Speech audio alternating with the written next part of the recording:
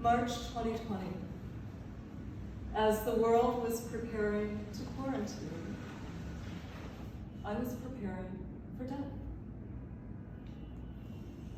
Gathering documents, collecting photos, creating a PowerPoint, showing my best friend a final resting spot, telling everyone, starting to say goodbye.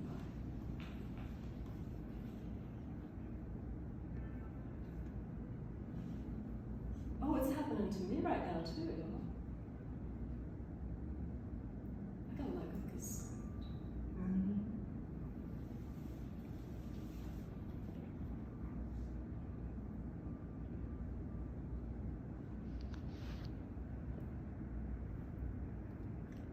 My cancer was back in pretty spectacular fashion. What had once started in my breast was now in my liver, in my stomach, in my abdominal cavity, the front and the back, and throughout my bone marrow. Quite well traveled, this one.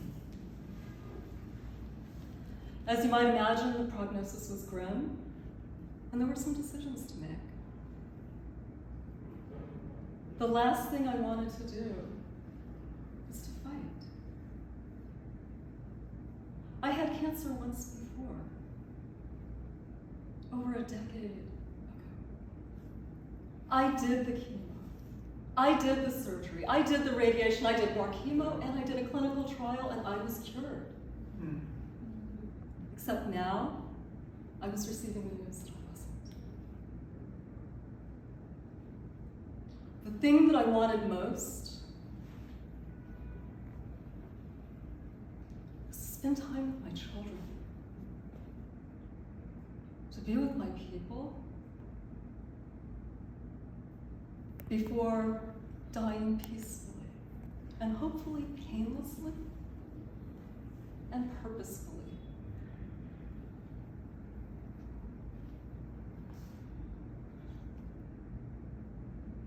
I packed 2 suitcases, clothing, baby books. I put them in my car. I gave everything else away, all of my material possessions. I moved 2,000 miles across the country, signed a 5-month lease, a furnished beach home, with the thought that if I could hold on until July, that would give enough time for my children to grieve without interfering with the end of their academic year or the beginning of the next. And a beach house was quarantine, y'all. What a nice place for people to gather. I unpacked the suitcases. We settled in, spending time with my children, waiting.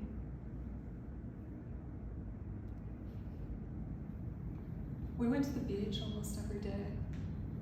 I ate lunch at the taco truck, communed with seagulls, and argued with my neighbor. Y'all, July came and went. I'm still here. Death stood me up, and that really pissed me off. I was angry. And not only was I angry at death, but I was angry at my maker. You motherfucker! Why did you not take me yet? Everything was arranged, it was organized, I'm ready, I was in my peace, and what is this? It made no sense. Not only was I angry, I was confused,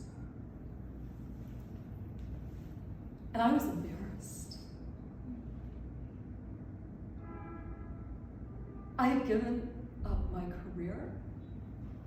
I gave away all of my material possessions. I even gave away my expectation to live.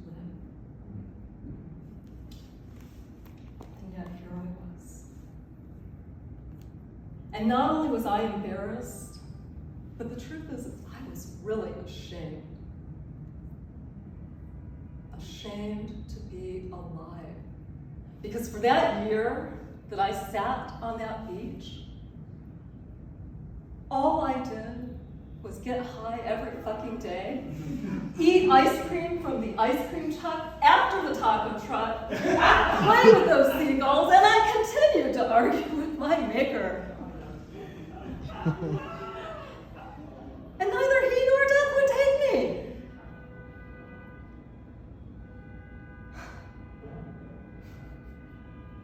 Eventually, I remembered that the last thing I wanted to do was fight. And I didn't want to die angry with my maker. I wanted to meet my maker joyfully, peacefully, lovingly, not giving him the blessing that I had been doing all year.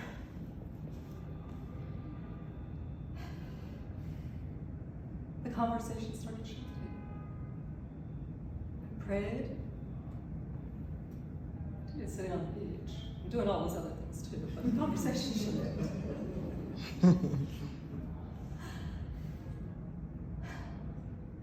Started thinking about that well-traveled cancer in my body.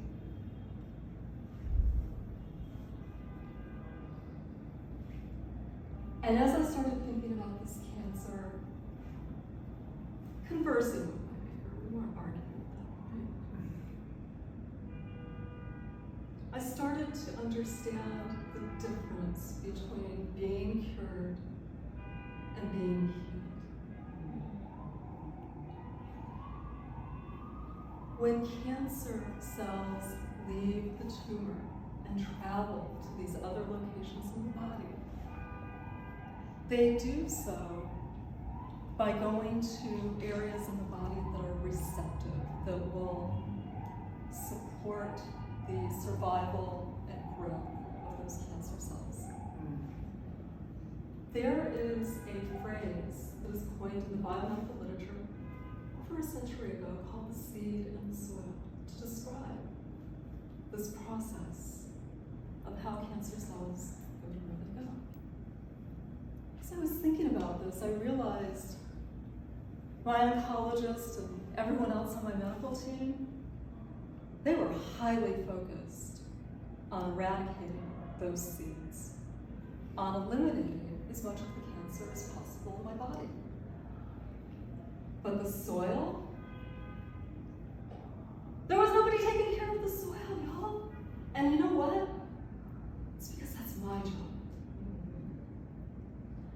Cancer happens in a body, but it also happens in a person.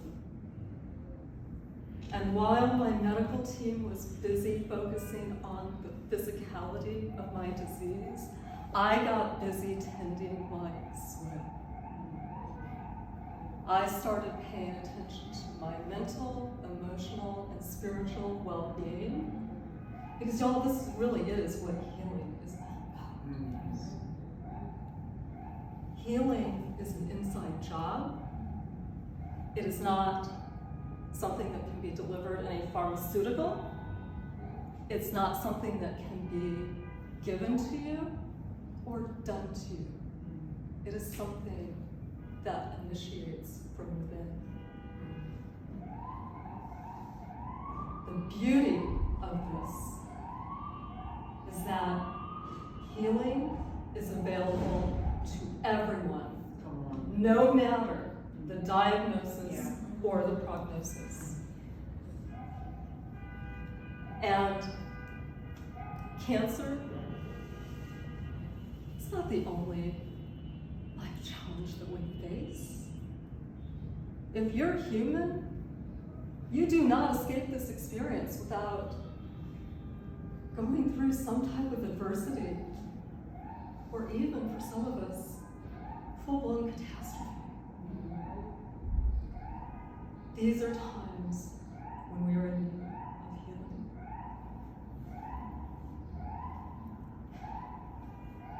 I eventually got myself off that beach. Again, moving across the country, this time to a location where not only do I have access to good medical treatment, but I have access to some of the most beautiful and sacred forest I've ever had the pleasure to wander in this lifetime. Each day, I tend to my soil. I still have chemo on Mondays. And the cancer in my body, we figured out how to coexist harmoniously.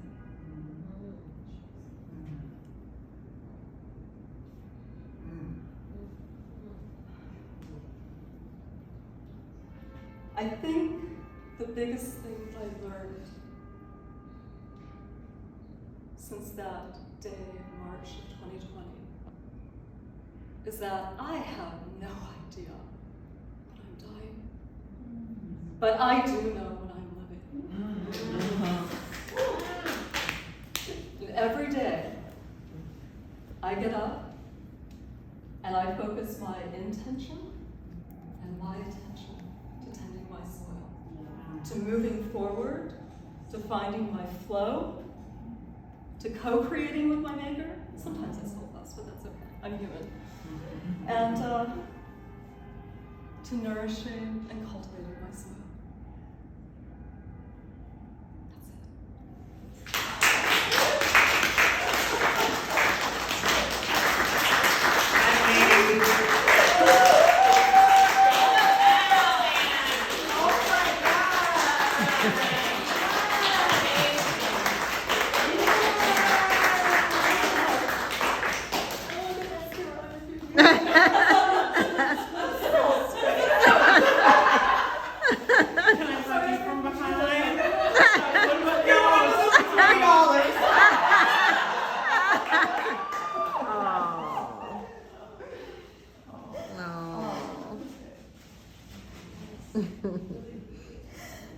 I'm just letting the emotion go through. And your hair smells fabulous. It smells good, but it's like they tried to make me Hey. Yes. Yeah, it's okay. Yeah. Sip some oils. Yes, sniff your oils. Taco truck. It smells like a Ice cream. Yeah. Bye-bye.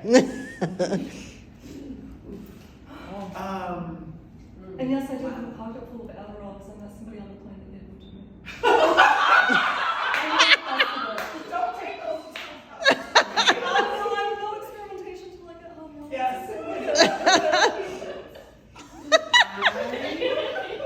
Are you still filming? Yeah, do you want